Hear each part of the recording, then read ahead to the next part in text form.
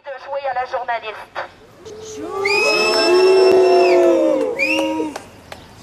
Nous sommes aussi en solidarité avec Lacey McAuley, qui fut violemment kidnappée au beau milieu d'un rassemblement pacifique parce qu'elle prenait des photos d'une arrestation.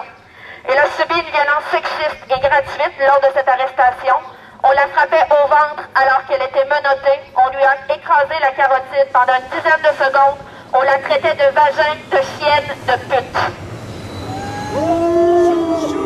Nous sommes en solidarité avec Tammy M, qui a été victime d'une arrestation très brutale. Une anti-émeute l'écrasait au sol en l'accusant de résister. À de nombreuses reprises, elle a affirmé qu'elle ne résisterait pas, qu'elle n'allait rien faire. 4 à 5 anti-émeutes l'ont encerclée, collée sur leur fourgonnette. Un a mis sa main portant des gants sur sa bouche. Pendant qu'on tenait ses cheveux avec force, poussant sa tête vers l'arrière, un d'eux lui fouillait les seins et l'autre son sexe.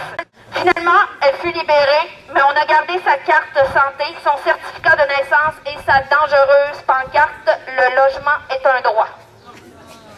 Elle est accusée d'attroupement illégal et d'avoir fait obstruction au travail d'un policier.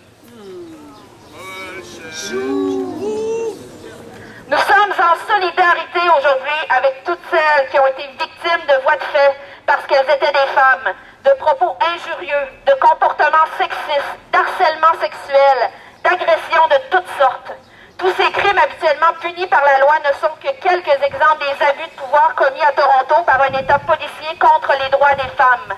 Parce que leur combat devient aussi le nôtre dans un État qui vise à faire reculer nos droits.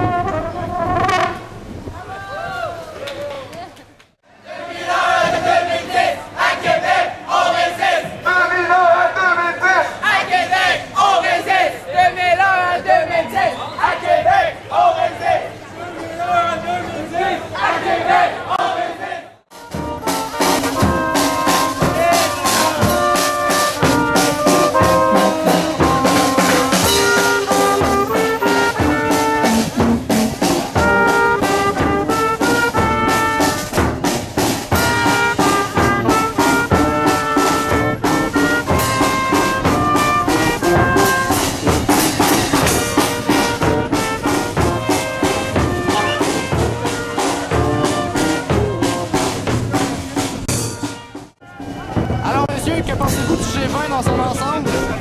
Dans son ensemble, ben, je pense que premier chef, c'est vraiment le lieu où, un peu comme ça a été expliqué au début de la manifestation, on s'organise pour maintenir en place le capitalisme, c'est-à-dire l'équilibre, je devrais dire le déséquilibre mondial actuel. C'est vraiment le lieu où on s'arrange pour que les pauvres restent pauvres, que les riches deviennent de plus en plus riches, pour que l'organisation, le pillage des ressources au meilleur prix puisse se faire, que les législations soient le moins entravantes possible pour dans les mêmes objectifs. Vous voyez une alternative?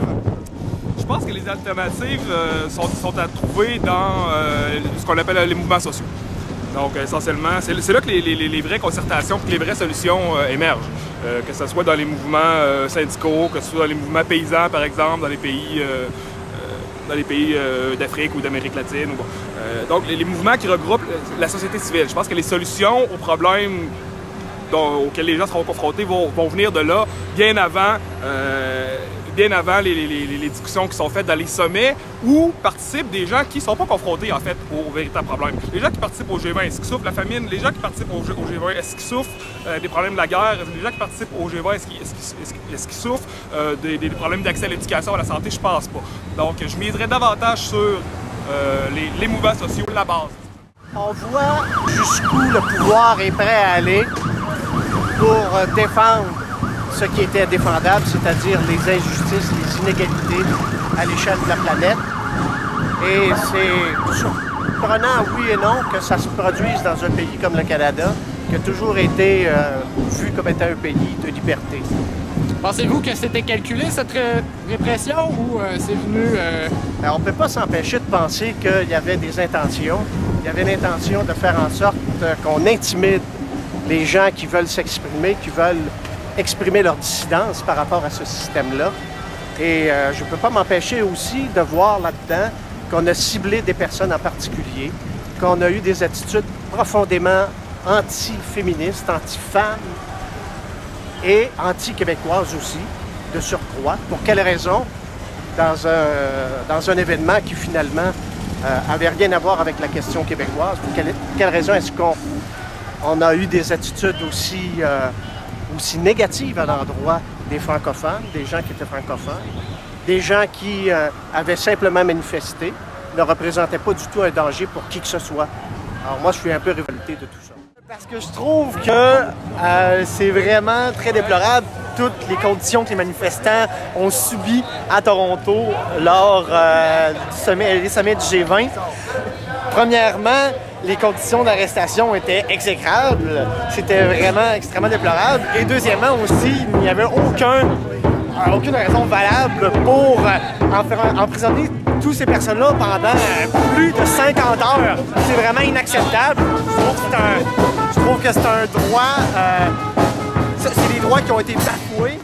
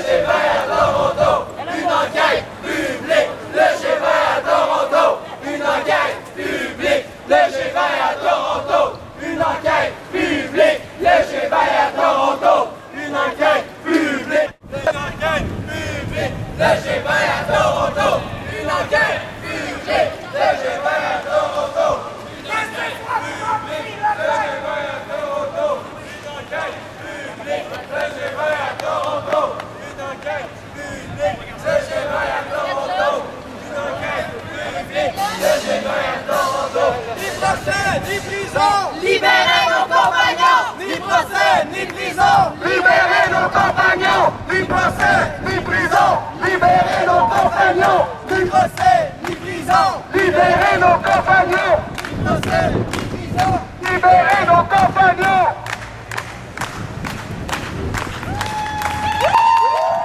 On nous a invités aujourd'hui ici pour dénoncer les crimes, les mensonges commis par la police de Toronto pendant le sommet du G20. Pour se scandaliser contre les fouilles systématiques, les arrestations brutales et arbitraires et les conditions de détention inhumaines. On a la chance aujourd'hui de pouvoir entendre deux personnes qui ont survécu aux atrocités de la police de Toronto. Je vous demanderai de prendre un petit moment pour vous laisser toucher par leur témoignage, pour vous dire que ça aurait pu être vous, puis pour ressentir dans vos tripes que personne, je dis bien personne, ne devrait être battu, enlevé, torturé, détenu sans communication avec l'extérieur, affamé ou abusé sexuellement. S'il vous plaît, accueillez chaleureusement Isabelle et Vincent.